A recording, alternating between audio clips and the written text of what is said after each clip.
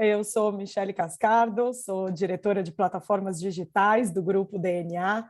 Tenho o prazer de hoje estar acompanhada por esses craques em People Analytics na sessão de hoje.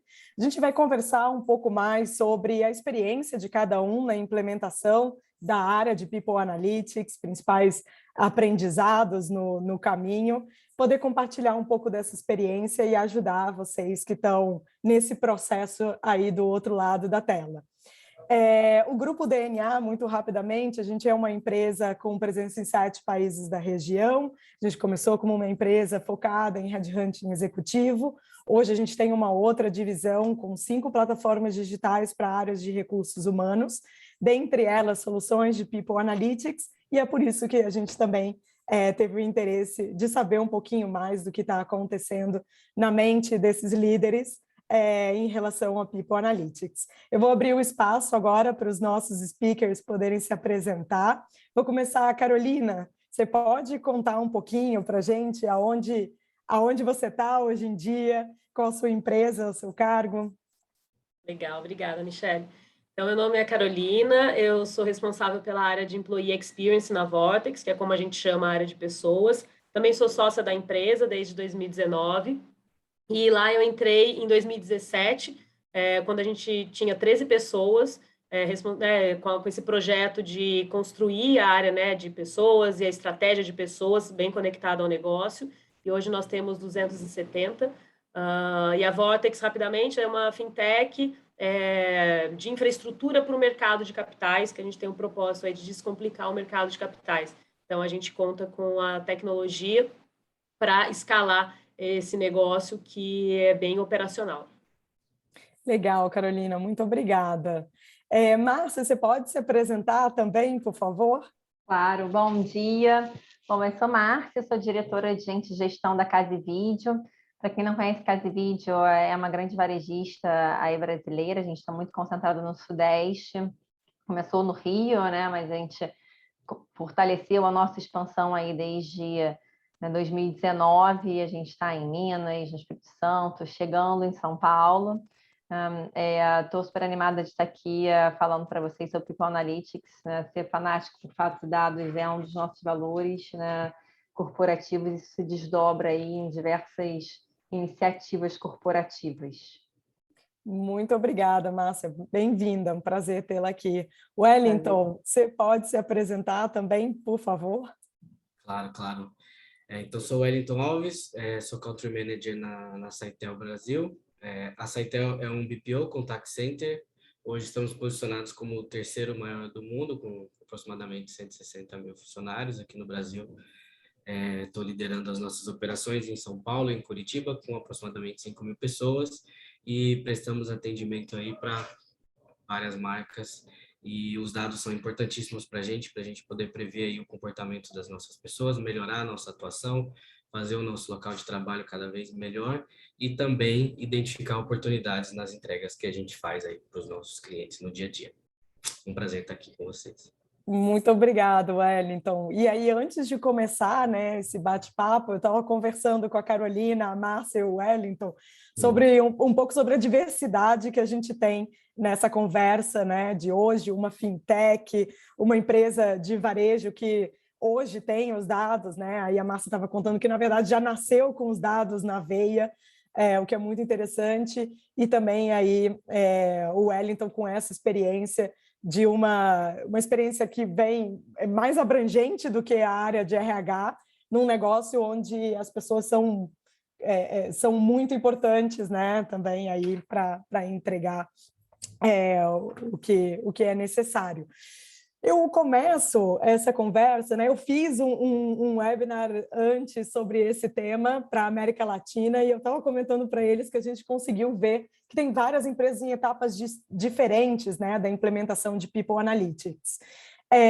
E por isso eu vou já lançar a minha primeira pergunta, né, para a Carol primeiro, para ela contar um pouquinho para a gente sobre quais são as principais iniciativas de People Analytics que vocês estão vendo na Vortex. Bom, Michele, então, o que a gente está fazendo lá agora, né? Agora a gente está bem no momento pré-preditivo, né? Então a gente já organizou os dados, a gente já estruturou e a gente já colocou no Power BI. E o que a gente pretende agora é, de fato, ir para uma análise preditiva e até chegar no estado da arte, que é o prescritivo. Então, hoje é esse momento que a gente está. Então, foi muito difícil, né? A gente vai conversar mais sobre isso, mas no começo era um grande planilhão, e daí depois a gente foi estruturando melhor, e também até ter sistemas separados, e agora que a gente está com as APIs juntando tudo, né? Então, porque antes eu tinha um sistema para gestão de desempenho, um sistema para OKR, um sistema para... na verdade, nem é um sistema, né? A gente lançava no Forms mesmo, o NPS. Então, a gente tinha todos esses... Então, a gente tinha muito dado, mas ele não era estruturado. Então, a gente passou por todo esse processo, desde a nomeação das áreas, de ter um código, né? Hoje, por exemplo, a gente usa ou é o e-mail ou o CPF do colaborador, que é a grande chave para a gente. Então, a gente tem... mas no começo não tinha. Então, você imagina como é que era antes, né? No planilhão, qualquer espaço do Excel já estragava toda a nossa base de dados. Então, mas hoje a gente está exatamente nesse... Esse é o nosso grande projeto, a gente vem chamando de People Radar.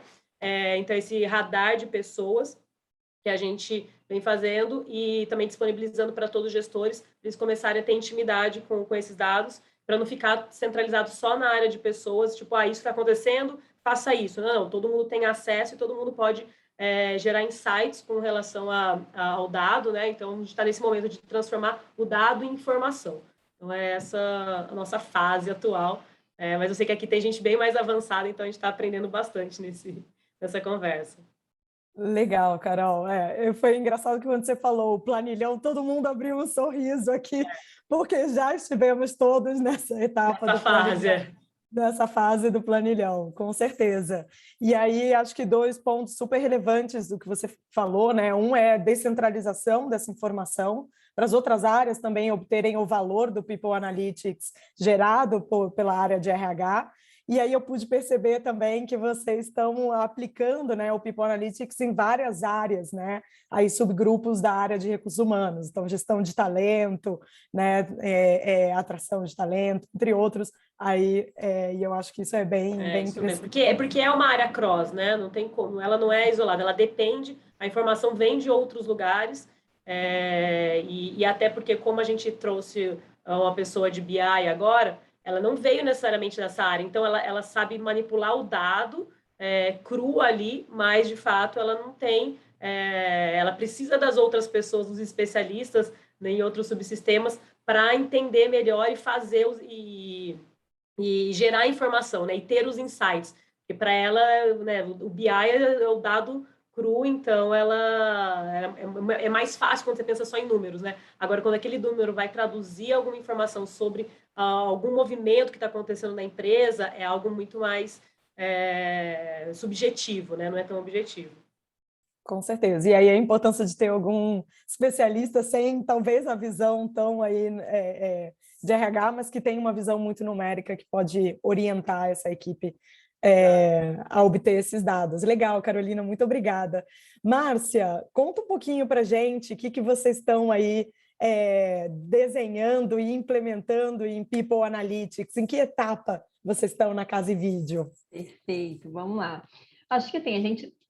nunca dá para a gente falar que a gente está 100% na etapa preditiva, né? Porque você tem um mundo de problemas dentro de RH. Então, normalmente você escolhe, né, uma dor, né, e você vai aprofundando, e aí você consegue, naquela dor, né, ser mais preditivo. Em outras dores, você está, né, em um estágio mais de diagnóstico, mais descritivo, né? Então, a gente ainda não tem... e eu acho que isso é legal de falar, né? É muito difícil a gente ver uma companhia que está 100% em todas as frentes de gestão, né? Como a Carolina falou, é uma área que tem muitos subsistemas que se falam, né? É 100% desenvolvido, né? Então, a gente começou lá atrás, né, com a parte descritiva, né? Então, passamos aí por toda essa etapa que a Carol falou, né, de montar a base, de fazer as APIs, de eu conseguir puxar, porque também, né, essa é uma dificuldade que mais pra frente a gente vai falar no mercado, né? A gente tem que juntar muitas informações de diversas fontes, né? Fizemos nossos BIs, né? Identificamos os indicadores que a gente queria acompanhar, como que a gente queria estratificar esses dados para a gente conseguir, né, chegar em diagnósticos mais precisos quando a gente tivesse algum tipo de, né, de desvio. E hoje, em algumas áreas, a gente consegue já ter, né, a predição, prescrição, né? Quando a gente fala de recrutamento e seleção, que foi a primeira parte, né, que a gente investiu, né? Hoje a gente já tem ferramentas que a gente consegue, né, prever se aquele candidato, né, ele vai ser bem-sucedido no processo ou não, né? O que faz com que a gente, né, tenha um tempo menor de processo, uma assertividade maior também nas contratações, né? Dentro do processo de méritos, a gente também consegue ver, né, um pouquinho do histórico dessa pessoa, né, em relação ao desempenho dela para conseguir ver, né, o que faz sentido a gente fazer em termos de reconhecimento, né? E em relação ao turnover, a gente tem uma ferramenta bem legal, que a gente consegue, de certa forma, prever, né, com alguma assertividade, né, a probabilidade de saída daquela pessoa. E aí eu consigo, né, agir um pouco antes, né, dela sair. Essas são algumas iniciativas que a gente tem. Agora, quem sabe para o futuro a gente consegue melhorar, por exemplo, recrutamento e seleção baseado no desempenho das pessoas e não só na finalização do processo seletivo, né? Legal, Márcia. E como você falou, é sempre um ciclo, né, de melhora contínua, né? Você nunca vai chegar no modelo preditivo, tá pronto. É sempre versão beta, porque o insight anterior serve para melhorar o seu sistema e cada vez vocês conseguirem, né, ser melhores aí nos indicadores que você comentou. Super legal saber, né? Eu acho que quando eu estava fazendo a moderação para a América Latina, foram pouquíssimas, né, empresas que a gente conseguiu achar que já estavam trabalhando no modelo preditivo. Então, é muito legal saber, né, que no Brasil a gente tem, né, esse modelo já rodando, e começa, sim, com algumas áreas, para depois poder ampliar. Então, super legal, parabéns aí pela etapa. Obrigada. Deixa eu comentar uma coisa que eu esqueci de falar, né? Então, por exemplo, né, nesse estágio mais avançado, que a gente está, assim, nos lugares que a gente está mais avançado, né, a gente tem apoio de um centro de expertise, que é o nosso centro de expertise de analytics, né, que está dentro, né, de uma outra área, que aí você tem uma galera que é especializada nisso, são vários cientistas de dados, né?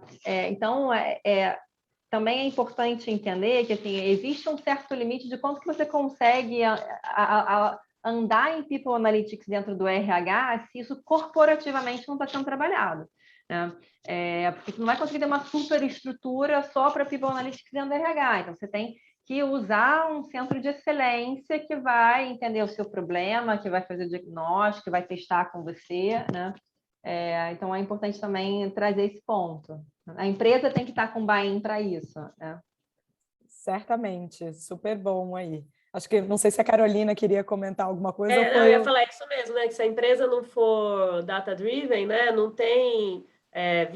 vira só um dado e isso morre, né? A pessoa, ela recebe a informação, fala, beleza, tal, o que eu faço com isso? Mas se a empresa toda não tiver inserida nesse contexto, realmente é muito difícil. E foi algo que, para a gente, foi complexo, porque que assim, a área de tecnologia já é uma área que é nativa, né? Então, não tem... Para eles, eles eram o que mais consumiam. Então, a gente começou a mostrar, para a gente, pelo menos, foi muito importante, porque quando a gente mostrou que, com todas as informações, a área de tecnologia ela usou isso e diminuiu, de fato, o turnover, as outras áreas começaram a falar o que eles estão fazendo, e daí a gente, nas reuniões de liderança, chamava os líderes de tecnologia para mostrar o que eles estavam fazendo quando eles recebiam as nossas informações e como é que a gente trocava. E daí as outras áreas começaram a se interessar.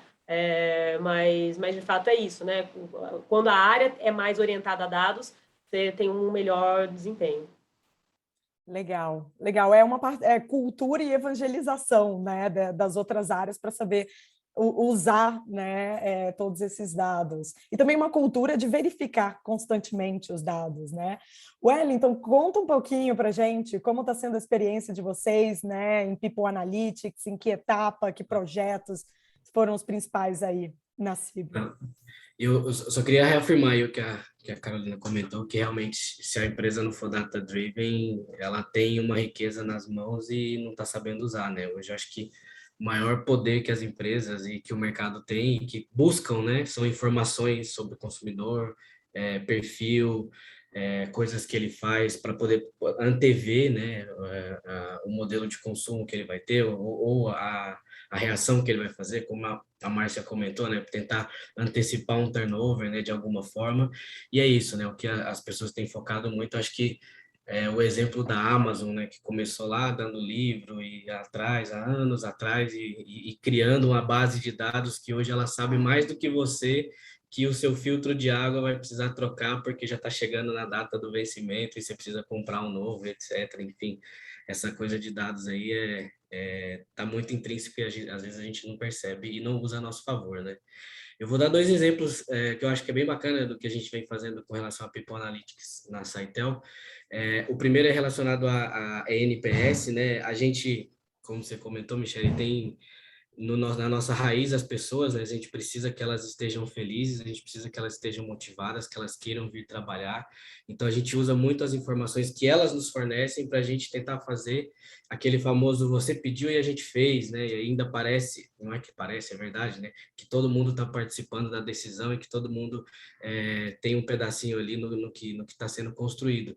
Então a gente tem a nossa pesquisa de NPS anual, que é muito importante, que inclusive é métrica global e etc. Mas a gente tenta se preparar para essa pesquisa, deixando tudo nos conformes, diria assim. Então, a gente faz muitas pré-pesquisas, e essas pré-pesquisas a gente, às vezes, até aumenta a quantidade de questionamentos que a gente faz, para a gente poder entrar no detalhe do que eu preciso melhorar. Durante o primeiro ano de pandemia, as pessoas estavam reclamando muito sobre, tá bom, vocês estão fazendo muita coisa para mim, obrigado, me levou para trabalhar no home office, levou minha máquina super rápido, mas o que a empresa está fazendo para a comunidade? A gente percebeu que a galera estava muito preocupada com esse give back, a gente começou a focar mais. Esse ano, por exemplo, eles estão preocupados muito com a tecnologia para que a sustentabilidade do home office seja legal. Então, melhora a VPN, melhora meu computador, troca o desktop por notebook, aquela coisa. Então, a gente vai ouvindo, toda pergunta tem sempre um campo escreva aqui, a gente entra no detalhe de tudo que está escrito, né? Nuvem de palavras é sensacional, ajuda demais, né? Quando você joga no Power BI, nuvem de palavras, você consegue captar ali o cerne do que precisa ser construído. E aí isso deu para a gente muitos frutos legais. Aí o segundo exemplo que eu ia trazer, que é um fruto muito bacana, foi ouvindo as pessoas, a gente viu que uma dor dos funcionários era o DP, Departamento de Pessoas, porque muito processo, muito das 9 às 5, mas do meio-dia às 2 para o almoço, aquela coisa, e a gente percebeu que a gente tinha que fazer alguma coisa para melhorar isso. E aí a gente fez, em 2019 para 2020, se não me engano, a Sara. A Sara é um bot que a Saitel tem. O nome dela foi escolhido pelos funcionários. Ela é uma gerente de RH que foi promovida recente, a gerente de RH, ela era especialista de RH. Ela tem uma filha, mãe solteira, brasileira, começou no atendimento, tem perfil no LinkedIn, recebe inclusive proposta de headhunter, achando que ela é uma pessoa de verdade, é super engraçado ver as propostas. Hoje ela é um DP 24 horas, então informações sobre plano de saúde, meu olerite, que dia que vai cair o VT, coisas assim que são simples, né, e que a gente vê que bancos, empresas de telecom conseguiram solucionar muito tempo atrás, né? Não preciso ligar mais para saber meu saldo, eu olho no aplicativo, né? Então são coisas que às vezes estavam na nossa frente e a gente não conseguia ver. Então conseguimos fazer isso, implantamos a Sara, hoje ela que manda todos os comunicados internos, ela é a cara da empresa. Hoje a gente conseguiu implantar ela também para a parte de hunting, então ela que manda a vaga para os funcionários, para as pessoas, né, do mercado que queiram começar a falar, ela está no WhatsApp, então você consegue ali tirar dúvidas sobre vagas e etc. com ela. Então isso melhorou muito e foi ouvindo os funcionários, né, foi pegando os dados, entendendo que tinha um percentual alto de pessoas insatisfeitas, né, que a gente conseguiu fazer isso, e hoje é um case aí, é algo que a gente carrega a bandeira e hoje ela nos representa em diversos momentos. Então, acho que é algo legal para compartilhar com vocês. Super legal, Wellington. Vou buscar a Sara depois no LinkedIn. Wellington, aproveitando um pouco o momento, né, e o que você comentou, chegou uma pergunta aqui do Leonardo Raposo, que eu acho que pode ser legal a gente abordar agora. Ele fala, né, ele está perguntando, e aí Márcia e Carolina também podem complementar, por favor, a resposta, mas qual seria a frequência ideal para rodar essa pesquisa de NPS, né? Você falou que tem uma pesquisa que é anual, mas que vocês rodam várias outras, né? Com que frequência, Wellington? Geralmente a cada 3 meses, para não ficar algo chato também, Pesado, né? Porque querendo ou não, a pessoa gasta um tempinho, é algo que a gente quer que a pessoa faça com tranquilidade, que ela não faça, porque tem que fazer, né? Mas sim, porque eu quero dar minha opinião, eu quero falar o que eu penso, eu quero melhorar um processo que eu não estou feliz. Então, se você ficar ali no pé do cara, mas você está gostando? Mas o que aconteceu? Mas me fala mais, mas me fala mais, acaba ficando chato e se perde. Né? Então, a gente faz geralmente a cada 3 meses, quando tem disponibilidade, essa é a frequência que a gente aplica. Aí é o que a gente chama de pré-pesquisa. Aí tem que ter uma pesquisa anual, que aquela vai ser o que vai carimbar, o que vai validar, o que vai certificar, mas aí essas pré-pesquisas a gente tem feito nessa frequência e ajuda muito a gente ir balizando, porque uma coisa que desculpa até prolongar a resposta, Nada. mas assim, uma coisa que é importante, o funcionário que está, por exemplo, que está desde 2019 e que pegou uma situação ruim e viu a melhora, ele é muito agradecido e ele reconhece. O que entrou em 2020 já entrou no momento ótimo, ele quer mais. Para ele é o status quo, né? É aquilo que já vem acontecendo. Então, isso é muito importante você ouvir o tempo todo e não achar que já está bom, né? Quando a régua fica alta, que fica difícil de manter. Nunca vai estar bom, Wellington. Sempre, Nossa, quer dizer, vai estar bom, mas sempre tem que melhorar. Essa é a principal mesmo, né? Mas a gente também faz assim, a gente já tentou fazer mensal. Então, primeiro a gente já fez semestral, em 2019 a gente fazia semestral, o ENPS, daí a gente viu que era muito pouco, daí eu recebi um conselho uma vez, falou assim, é igual temperatura, quando seu filho está com febre, tem que medir sempre para você ver, só que daí mensal o engajamento decaiu muito, então aí as pessoas no comecinho rolavam, mas depois o engajamento caiu muito nas respostas, e o que a gente mais gostou foi o trimestral mesmo, e daí a gente roda, daí eu não sei também, a gente está testando, mas a pesquisa de clima a gente roda semestral, que é uma pesquisa maior. Então, assim, a gente só rodou 2 e o engajamento foi legal. Mas não sei se vai ficar muita coisa, né? 3 meses, porque também a perguntinha lá do NPS é só de 0 a 10 o quanto você indicaria a Vortex como um bom lugar para trabalhar. Então, essa é mais fácil, é um clique. E a pesquisa de clima, ela demora pelo menos aí uns 25 a 30 minutos para responder, então ela é um pouco mais extensa. Mas vamos ver como é que vai ser. Mas eu concordo com você, né? Mensal é muito... a frequência é muito... com muita frequência, as pessoas desencanam e não tendem a responder mais, né?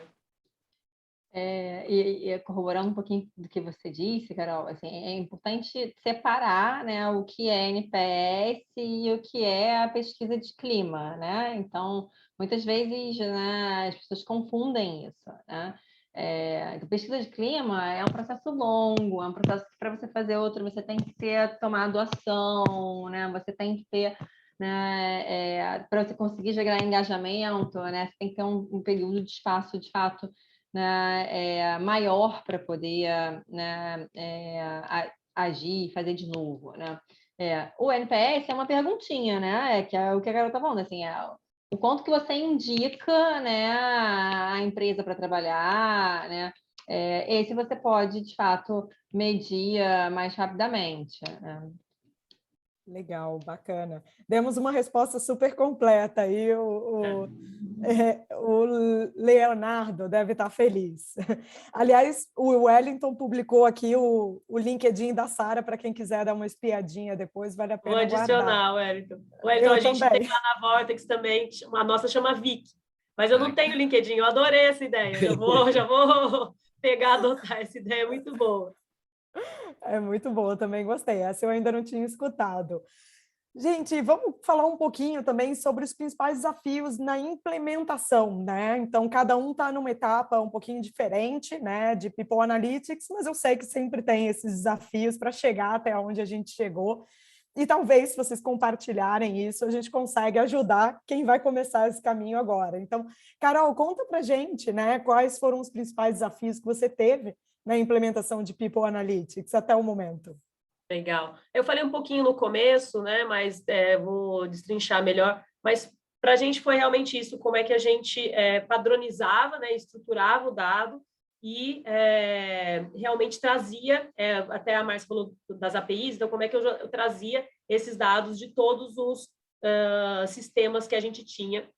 Então, para a gente foi a principal dor da gente foi essa, que demorou relativamente bastante tempo, porque a gente gerava, e daí quando a gente via, alguém sempre pegava algum erro, sabe? Falou, não, mas essa área não tem tantas pessoas, ou esse número não bate. Daí a gente voltava e verificava onde estava o problema. Então, para a gente, a principal dor realmente foi essa estruturação do dado, então a organização do dado, porque o dado a gente tinha e como é que a gente estruturava e também daí toda a padronização, seja por nome das áreas, nome dos gestores, cargo, porque também nem todo mundo pode ver todas as análises, então você tem que ter o critério lá hierárquico também, então o team leader vê até tal ponto, porque daí a gente começou a cruzar com remuneração. Então, então foram todos esses sistemas reunidos e para a gente tentar gerar insights, mas para a gente foi realmente a estruturação do dado. A gente também não está no estado da arte, mas ele já está. Hoje a gente consegue gerar informação. Antes a gente só tinha dados, então agora está um pouco mais avançado e estruturado. Legal. E, Carol, nesse processo, vocês usaram a equipe de tecnologia da Vortex? Como que vocês resolveram um pouco essa problemática? Então, a gente brinca que a gente é bem o patinho feio, né? Então, porque assim, a gente faz muita coisa, mas a galera de tecnologia, como a gente tem turnover, tem uma demanda muito grande, a gente tem que fazer a gente pela gente mesmo. Então, a gente tem que se virar nos 30 e ver como é que a gente vai fazer sem usar horas de tecnologia.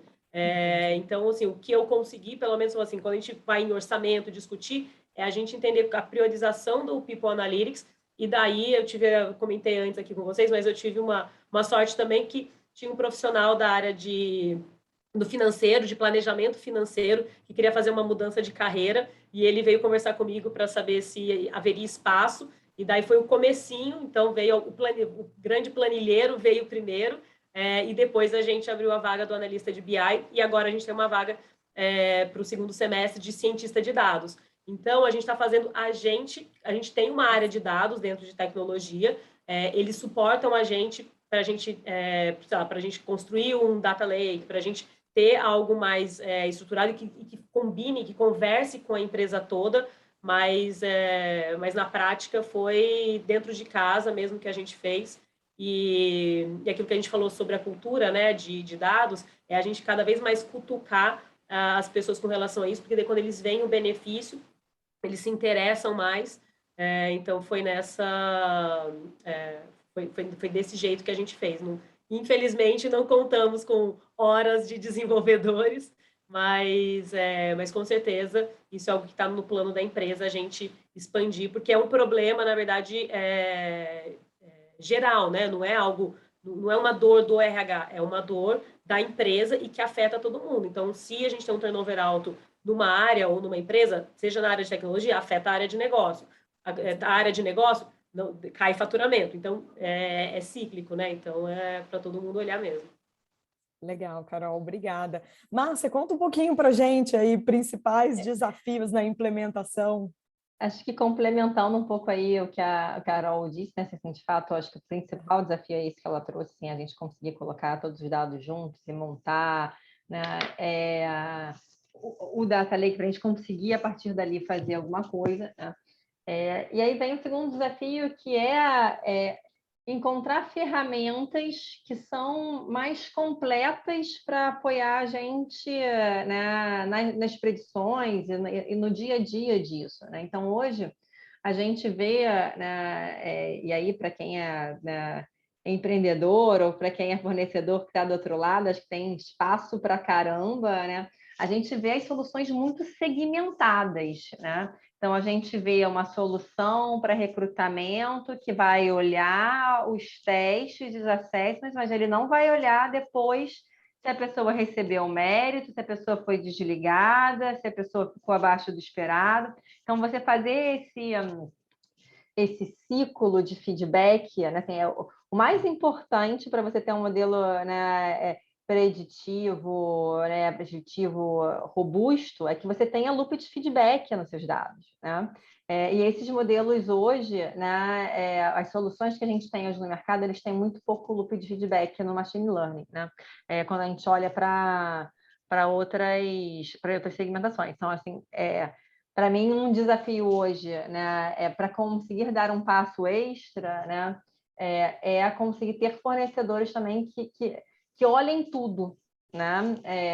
Dado que RH é uma série de coisinhas, e dado que People Analytics você tem que olhar várias variáveis, né? Você tem a variável do clima, você tem a variável do treinamento, você tem a variável de remuneração, você tem a variável da seleção, você tem um monte de variável para você conseguir, né, chegar, né, num modelo mais robusto, né? E hoje isso tudo está muito separadinho, né? Claro, vários sistemas diferentes, é uma salada de frutas. Mas esse é um bom desafio. Eu escutei uma vez, Márcia, que as áreas de RH costumam comprar até 15 plataformas diferentes para fazer a gestão da sua área. Então, imagina você ter... Infelizmente. dados em 15 plataformas diferentes, uma só de seleção, outra só de remuneração, outra... Enfim, é complicado. Complicado. Obrigada, Márcia. Wellington, conta um pouquinho para a gente quais foram os principais desafios aí nessa implementação do People Analytics.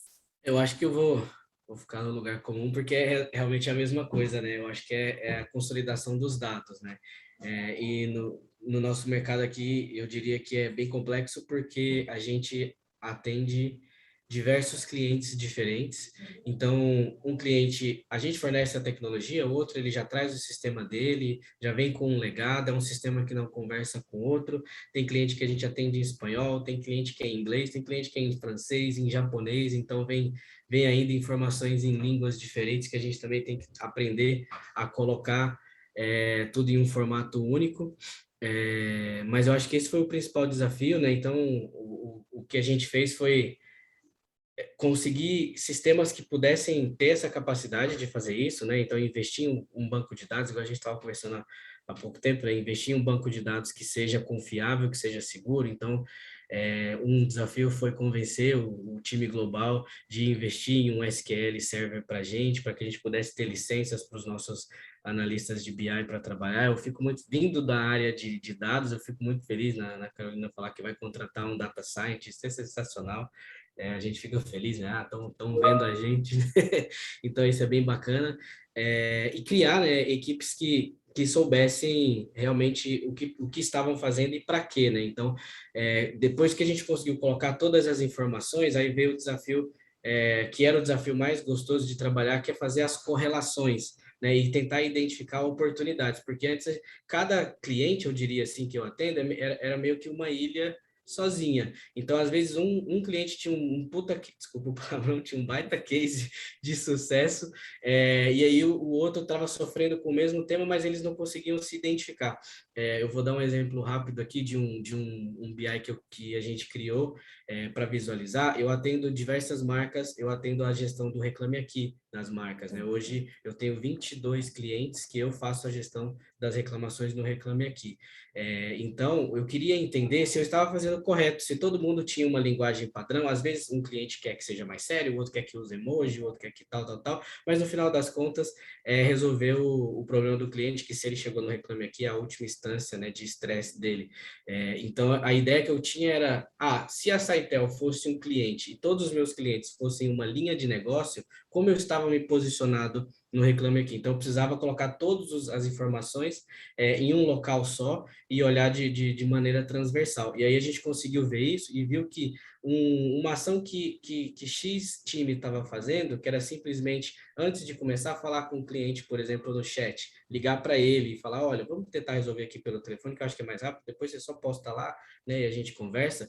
Cara, isso foi sensacional e a gente alavancou várias notas que antes estavam travadas, que a gente dava bônus para o cliente, que a gente dava item de graça, mas na verdade ele só queria, né, ouvir, explicar direito, que alguém se preocupasse um pouquinho mais com ele. Então, conseguir fazer isso, né, a gente fala, né, deitar os dados numa planilha e olhar de forma transversal, acho que ajudou muito. E o principal desafio no início foi esse, né, tentar fazer com que todos os sistemas, todas as informações se falassem, né, cargos na coluna do cargo, tempo de atendimento na coluna do tempo de atendimento e assim sucessivamente. E hoje a gente consegue fazer isso com uma base de dados robusta. Então, se eu pudesse dar uma dica, é essa: invista em um banco de dados, porque é o fundamento da casa que vai ser o seu data analytics, né? Se você não tiver uma fundação legal, ela vai afundar na areia, não tem como. Com certeza. Legal, muito obrigada, Wellington. E aí eu acho que a gente pode passar agora para falar um pouquinho do benefício mais tangível, né, que vocês viram com a implementação dessas iniciativas de People Analytics, né? Talvez se pudessem escolher aí um ou dois benefícios, né, que vocês, né, ressaltariam dessa experiência. Carol, você conta para a gente um pouquinho? Ponto. Acho que o principal é de fato a gente começar a tomar a decisão baseada em dados.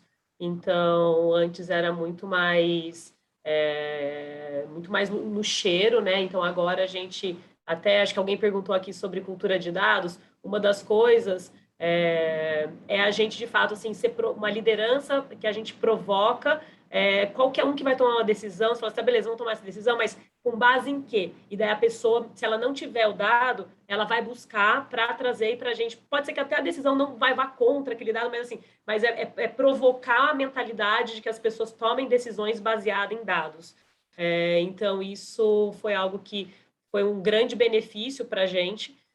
Outra coisa, acho que a Márcia comentou também com relação ao processo de recrutamento e seleção, um dos cruzamentos de dados que a gente fez, de uma das plataformas que a gente usa para dentro do processo de recrutamento e seleção, a gente faz o teste de fit cultural, e daí, então, a gente pegou os dados das pessoas que mais ficam na empresa e que tem uma alta nota em avaliação de desempenho, e viu quais são os principais traços que essas pessoas têm, e a gente atualizou o nosso teste de fit cultural com base nisso, e a gente sentiu um aumento do tempo que as pessoas ficam. O turnover ainda a gente tá lutando com ele, mas o tempo de essas pessoas que têm um alto fit cultural, a gente já sentiu que, de fato, esse teste ele já foi comprovado de que, pelos nossos cruzamentos, de que ele faz sentido, que essas pessoas ficam mais tempo na empresa.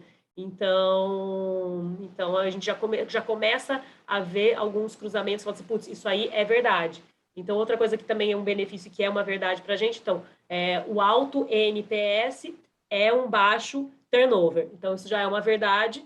E daí a gente faz mais recortes por área, por gestor, por nível hierárquico, né? Então, por posição. Então, a gente está tentando analisar mais. Mas com certeza, para mim, o grande benefício é isso. É, de fato, a gente começar a tomar decisão baseada em dados, ao invés de realmente ser mais no cheiro. Legal, bacana, Carol. Márcia, conta um pouco para a gente, o principal benefício que você viu até agora. Casa e Vídeo dobrou o número de lojas aí de 2019 para cá, né? Mais do que dobramos, e então significa muita vaga, né? Muita vaga nova em região, né, que a gente não estava, né?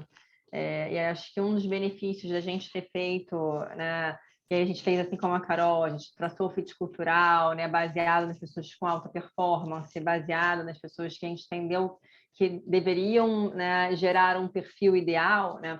A gente conseguiu reduzir muito o tempo de seleção, melhorar a assertividade, né, nas contratações que eram, né, de estados diferentes, né, que a gente estava chegando, né, que era importante a gente ter né, uma cultura muito alinhada, né? Então, acho que esse foi um grande benefício, né? E no final do dia, né, também vira redução de custo, né? Porque se eu consigo, né, ser mais assertivo na seleção, ser mais rápido, né? Eu tenho mais tempo, né, para me dedicar a outra coisa, a olhar coisas mais estratégicas, a gerar processos mais automatizados, mais escaláveis, né? Então, conforme a empresa vai crescendo, eu não preciso aumentar tanto o time, eu consigo gerar, né, também mais valor nas atividades que eles têm no dia a dia, né? Então, acho que tem diversos benefícios, né? E um deles, assim, principalmente para quem está sentado na cadeira hoje, né, ali de um analista ou um especialista dentro de gestão, quanto mais rápido esse processo acontecer e mais eficaz ele for, significa que você vai poder se dedicar a, né, iniciativas que vão ter mais valor agregado, né? Então, isso é bom para o profissional, né? Então, acho que esse é um grande benefício também, né? Legal, Márcia, muito obrigada. Wellington, conta para a gente aí, podendo escolher um benefício, qual O seria? Wellington fica super prejudicado sempre, coitado, porque a Carol começa, aí eu vou... É verdade, começa a próxima por ele, então, né? Na próxima eu vou mudar. Primeiro as damas, com certeza. Mas eu concordo com a Carol. Eu acho que a gente conseguir sair da visão subjetiva e partir para a visão analítica, sabe? A gente tomava muitas decisões pelo achismo. Ah, eu tenho experiência de 10 anos nesse mercado, confia que vai dar certo.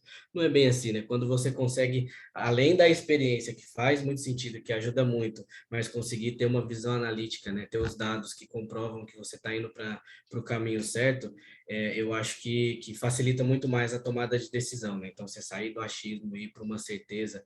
Então, o que a gente tem adotado bastante aqui em diversas ações, principalmente ações com nossos clientes também, é pilotar, né? Porque, às vezes, será que vai dar certo? Vamos pilotar, a gente mede 3 meses, analisa os dados para trás e vê se vai dar certo para frente. Então, eu acho que a partir do momento que a gente entende que os dados vão nos ajudar e a gente começa a usar eles, né, igual eu tinha comentado, a nosso favor, e tomando decisões frias, né, decisões voltadas para o que você tem nas mãos com informações que comprovam que aquilo dá certo ou que aquilo não funciona, a possibilidade de êxito, né, de abrir muito mais lojas, igual a Márcia comentou aí, é muito mais fácil de acontecer do que você simplesmente ir pelo, eu acho que vai funcionar e porque eu tenho essa experiência ou porque eu conheço desse mercado, então confia em mim que vai dar certo. Eu acho que é muito mais fácil confiar nos dados, né, que aí sim vai dar certo.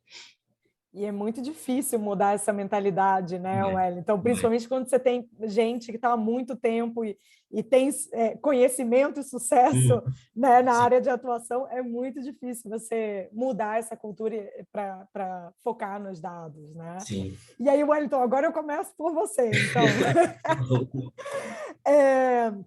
Wellington, se você, assim, o que você considera como evolução, né, dessa iniciativa de People Analytics? Talvez, qual seria o próximo passo, né, que vocês gostariam de implementar?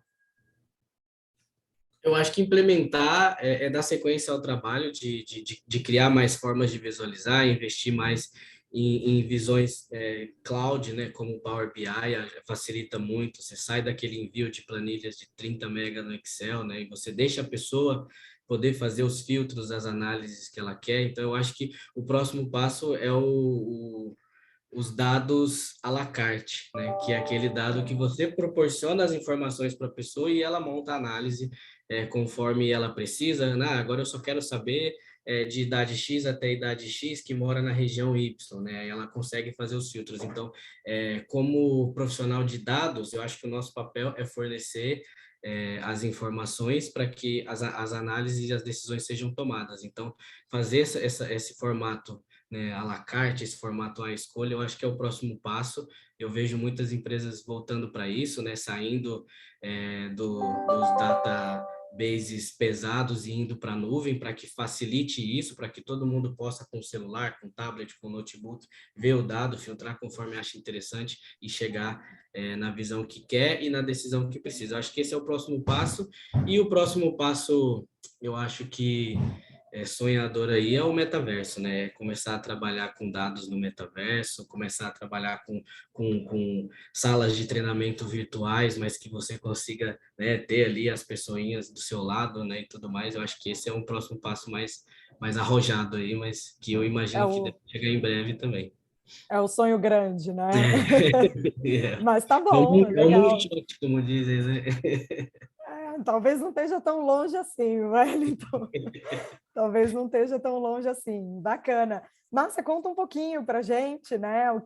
Qual seria o próximo passo aí no People Analytics da Casa e Vídeo? Eu acho que assim, eu falei um pouquinho antes, né, acho que da dificuldade de a gente conseguir ter, né, looping de feedback 100% em todas as soluções, né? Então, assim, acho que esse é um próximo passo técnico que é importante, né? Assim, é fácil a gente desenhar o início, mas como a gente tem soluções muito segmentadas, né? É importante, em algum momento, conseguir unificar isso para ser mais assertivo e ir melhorando, né? Então, acho que esse é um próximo passo, né? Acho que um outro passo também, e acho que é um desafio geral, principalmente quando a gente olha para recrutamento, né? Existe uma movimentação muito grande, né, dos candidatos de não quererem, né, fazer assessments. Né? Então, a gente vê milhares de posts no LinkedIn, ai, que saco, vai fazer processo seletivo, tem que fazer 5 testes, tem que fazer no final do dia, esses assessments eles servem para a gente, né, eliminar viés, para a gente conseguir, né, tomar a decisão, chamar esse candidato, né, sem estar olhando ali, né, só o currículo, de eu conseguir de fato olhar o fato de dado e ver se o fit cultural dele está com a empresa e com a vaga, né? E eu acho que esse vai passar a ser um desafio grande para a gente, assim, como que eu vou conseguir coletar as informações se o mercado, né, de candidatos cada vez menos quer, né, participar de processos seletivos, né, pela experiência do candidato que ele tem que preencher, né, esse tipo de informação. E aí, sem dado, é difícil a gente conseguir, né, gerar soluções de people analytics robustas. Então, acho que esse é um desafio futuro aí para todos nós. Bom ponto, Márcia. Boa reflexão. Dá para fazer uma outra conversa só sobre esse tema. Mas, no final das contas, também é benefício do próprio candidato, né? Ele entrar numa cultura e numa empresa que está em linha com os valores dele, né? Carol, conta para gente aí quais são, né? Talvez qual é o próximo passo dentro da Vortex. Como comentei no começo, nosso próximo passo é contratar um cientista de dados para trabalhar melhor, né? Deixar até a parte de programação muito mais profunda, mas de fato eu concordo com o que a Márcia falou, né? A gente tem essa dificuldade de coletar o dado, né, ali na raiz, é algo que está acontecendo, não tem muito o que fazer, ainda mais assim para o mercado de tecnologia, por exemplo, se eles já estão sendo abordados pelo mundo todo, não é mais Brasil, né? Eles estão tem posição para pagar em dólar, em euro, então eles estão sendo abordados pelo mundo todo, não é mais uma questão de segmento. Oi, Márcia. Cripto, paga, né, em Bitcoin, paga do jeito exato, para trabalhar onde eles trabalha quiserem, como eles quiserem, a como hora que quiser. Então, e daí a gente, lá na Vortex, pelo menos, a gente faz um teste técnico. Então, assim, além do teste técnico, eu ainda tenho o assessment para fazer. Então, realmente, a gente tem sofrido também, Márcia, com essa queda de engajamento nas vagas. E o que a gente tem tentado fazer de fato, é isso, né? É mostrar isso que você falou, Michele, o benefício do porquê fazer isso. Porque ninguém quer entrar no lugar para que não se identifica, ter que sair. Então, assim, é ruim para a empresa, mas é ruim para o colaborador também. Então, mas com certeza, né? Uma área tão acessada, que está com tanta demanda, assim, é algo que a gente vem sofrendo muito. Mas, né, só voltando para a sua pergunta, Michele, é isso. Para a gente, esse próximo passo, a gente ainda não está no momento preditivo, a gente está próximo dele, mas, de fato, é a gente trazer mais qualificação técnica para a área, para dar cada vez mais confiabilidade, credibilidade para o dado.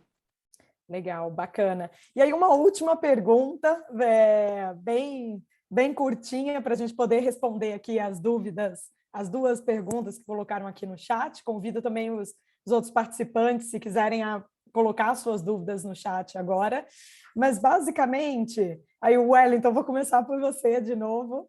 Se você pudesse dar um único conselho, né, para quem está começando agora, quem quer implementar uma área de People Analytics, qual é a mensagem que você deixaria para essa pessoa?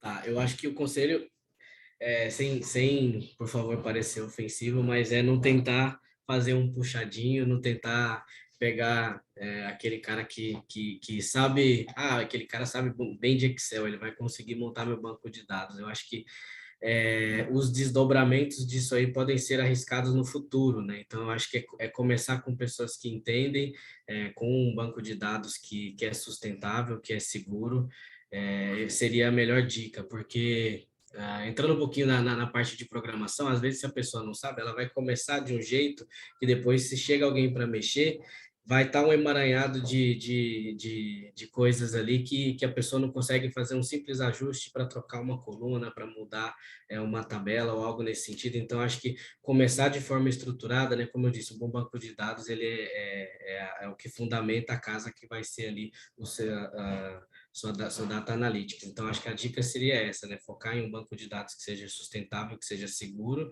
e trazer profissionais que entendam do que está fazendo, porque os benefícios vão ser muito mais rápidos do que você espera, e muito mais seguros a médio e longo prazo. Legal, Wellington. É mais fácil construir uma casa corretamente do que reformar depois, né? Exatamente. Essa é a mensagem no final. Sim. Legal. Márcia, e você, que conselho você daria, né, para quem está começando com uma área de People Analytics agora? Beleza. Eu vou falar para o profissional, né, geral de RH, normalmente, né, a gente vê a grande parte das pessoas que fazem carreira dentro de gente de gestão, né, são administradores, né, são psicólogos, né, pedagogos, né, significa que a formação básica, minha, inclusive, né, eu não estudei correlação, eu não estudei uma série de coisas que são importantes para a gente conseguir chegar em modelos, né, mais avançados e entender. Então, o meu principal conselho peça a ajuda das áreas técnicas, né, porque senão é um pouco do que o Wellington falou, você começa, você quer fazer sozinho, aí você começa a fazer um puxadinho, né, e aí você acaba não conseguindo ser tão efetivo, você tem muito retrabalho, né? Então, se você é de RH, você tem o quê? Você tem as perguntas, né? Você tem os problemas muito claros, né? A solução em si, né? A forma como vai fazer, né? A pessoa que a técnica vai ter. Então, é importante pedir ajuda, né? Para conseguir estruturar isso bem, né? E não perder tempo depois refazendo. Né? Muito bom, Márcia, legal. Carol, que dica, que conselho você daria, Carol? Eu vou chovendo molhado aqui, vou pegar o que os agora dois foi falaram. A sua vez Exato, né, Wellington? Sou você agora, né? É isso, mas eu concordo com o Wellington e com a Márcia. E também pensando um pouco, né? Eles estavam falando, eu estava refletindo um pouco na minha história lá na Vortex, porque no começo, por exemplo, se for uma startup, se não for uma empresa já estruturada, às vezes não, normalmente a gente não tem dinheiro para contratar, eu preciso recrutar, eu preciso fazer a gestão, eu preciso pagar, então eu preciso fazer tanta coisa que eu ainda não consigo. Mas então assim, se eu não tiver dinheiro para fazer tudo isso, o meu conselho também se eu não tiver dinheiro para contratar, né, um analista de BI ou um cientista de dados, o meu conselho é pelo menos pensar o que eu preciso para pavimentar o caminho para quando eu tiver dinheiro para isso, né? Então, seja no próprio planilhão, se eu não tiver o banco de dados, mas assim, eu pensar que a informação ela precisa estar limpa. Então, seja já pensar em padronizações, em estrutura, porque isso vai facilitar para quando eu for trabalhar de uma maneira mais complexa. Então, esse seria também o meu conselho.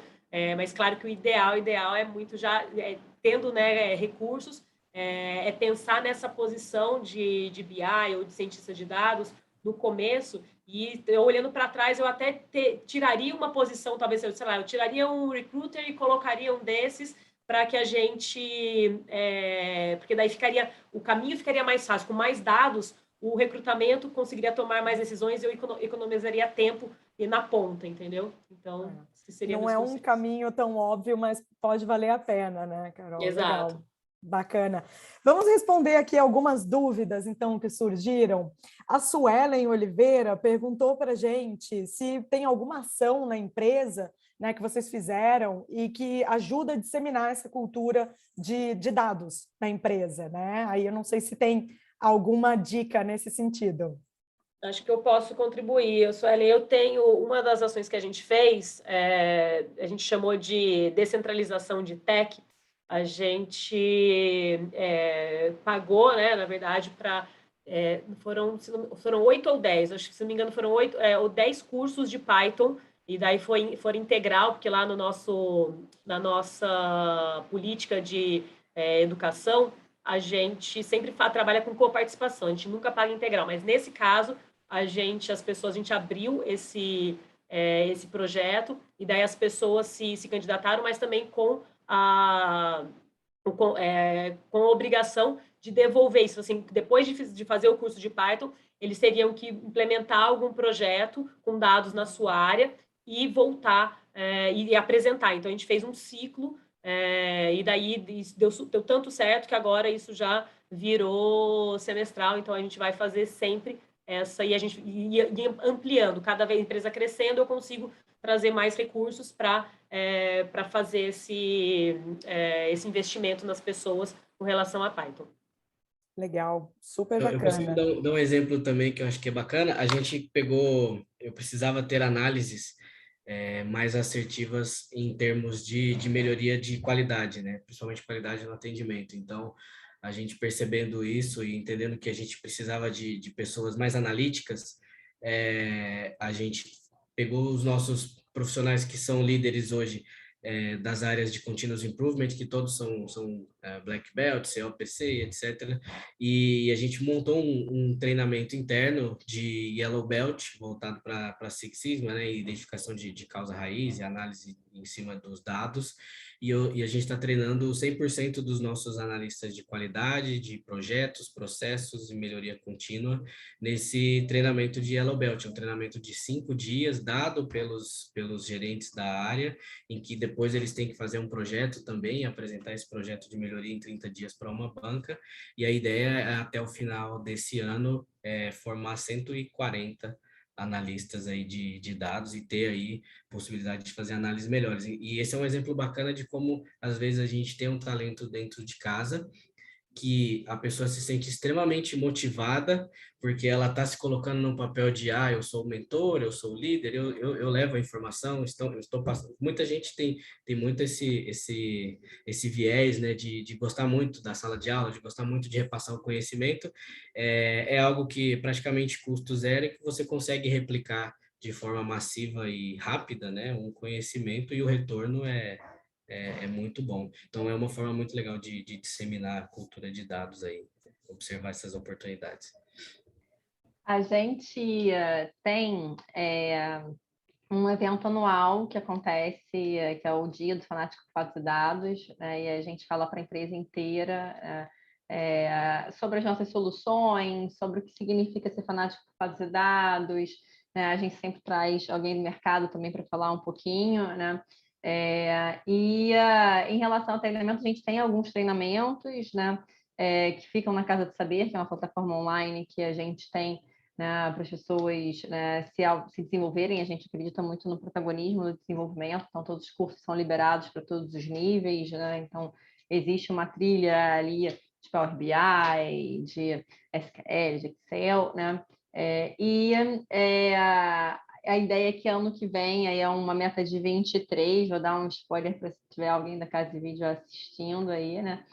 Mas tem o objetivo ali da gente fazer a escola do Fanático por Fatos e Dados, e que aí vai ser bem mais robusto, com cursos maiores, como ali o Wellington e a Carolina mencionaram, tem Python, tem lógica, tem uma série de coisas até para a gente conseguir, né, trabalhar isso dentro da cultura como um todo, né? E aí tem alguns passos iniciais que a gente precisa dar, que vai desde como que eu trabalho a lógica, né, noções básicas de estatística para algumas funções, né, para a gente conseguir gerar ferramental para todo mundo. Legal. Assim, eu vi que todas as respostas estão ligadas ao conhecimento, né? A você criar esse conhecimento dentro da organização. Muito bacana. E aí tem mais uma pergunta aqui, acho que é a última já para a gente fechar a nossa conversa, que aqui não tem, a pessoa não identificou o nome, mas é como vocês usam os relatórios provenientes dos dados? Vocês interpretam e elaboram manualmente, ou esses relatórios já saem automatizados, né? Então, vocês fazem baixam a informação, né? E trabalham em análises separadas, ou já vem a informação, como o Wellington falou, coloca o filtro, idade na região e pronto, você consegue ver a informação. Como é que está isso nas empresas de vocês? Eu posso começar. Vai lá, Wellington.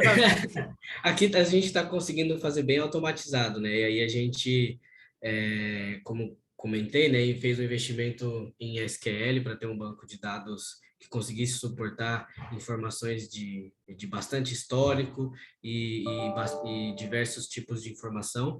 Então, a gente tem um banco de dados que consegue suportar isso e aí geramos os relatórios em visões conforme requerido, né? Seja em Excel, seja direto em PowerPoint, seja que em qualquer outro formato que for necessário, a gente consegue fazer Power BI e tudo mais. Então, a ideia é que os dados já cheguem prontos, porque a gente entende que às vezes o executivo ele tem muito pouco tempo para fazer a análise e fazer a tomada de decisão. E se a gente entregar essa informação, às vezes, ainda dependendo de uma mastigação, isso vai ser muito ruim para que possa ter uma informação assertiva. E às vezes ele não tem nem o conhecimento técnico para conseguir chegar até a análise que ele precisa. Então, quanto mais simplificado você conseguir, se você é um profissional de BI, um profissional de dados, quanto mais fácil você conseguir fazer a vida de quem vai receber a informação, acho que mais sucesso você vai ter e mais sucesso vai ter as decisões tomadas em cima daqueles dados também.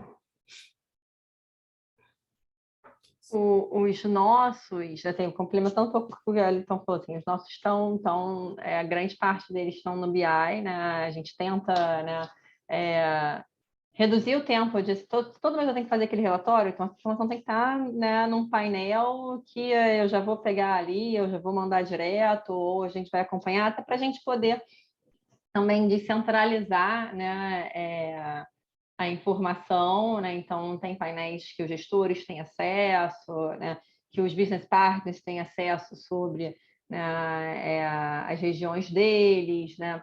Então é importante também para a gente não ficar engargalando, né, às vezes a informação em uma pessoa, né? Então esse é um benefício da gente ter esses relatórios, e aí eles são automatizados, né? Na verdade você faz cargas, né, acontecendo no Power BI, né, dependendo do tempo ali, né, das APIs, né, e aí você vai gerando isso automaticamente. Bacana, super legal. Aqui também, assim, eu não estou com todos eles automatizados, mas a grande maioria está. Mas acho que a pessoa que perguntou, acho que foi ela que colocou aqui, a Roberta, né, Roberta? E assim, em alguns anos atrás, a gente tinha todos esses sistemas e sim fazia a consolidação era manual. Hoje, a extração do dado ela vem automática, então isso melhorou muito. Mas claro que a gente passou por um processo de dentro de cada uma dessas plataformas também padronizar o dado que estava dentro de lá para quando a extração acontecesse, ela realmente gerasse informação. Mas por algum tempo a gente passou extraindo, né, gerando relatórios de cada uma delas e consolidando manualmente. Então foi isso que a gente fez esse ano e que para a gente foi um grande projeto, um grande sucesso, que é essa construção desse People Radar que a gente tem, que é todo no Power BI. Legal, legal. Aí era a Roberta Alves, se identificou. Bom, muito bom, eu queria agradecer, né, Carolina, Márcia, Wellington, por participar dessa conversa. Tenho certeza que para todo mundo que estava assistindo foi bem esclarecedora. Eu também aprendi aqui, então agradeço vocês aí pela disponibilidade, por compartilhar as experiências. Eu acho que não tem tantas empresas ainda focando tanto em People Analytics, então ter essa experiência e compartilhar é algo super, assim, de muito valor, né? Também agradeço ao nosso público, voltem sempre, e agradecer a todos vocês. Nos vemos numa próxima, né?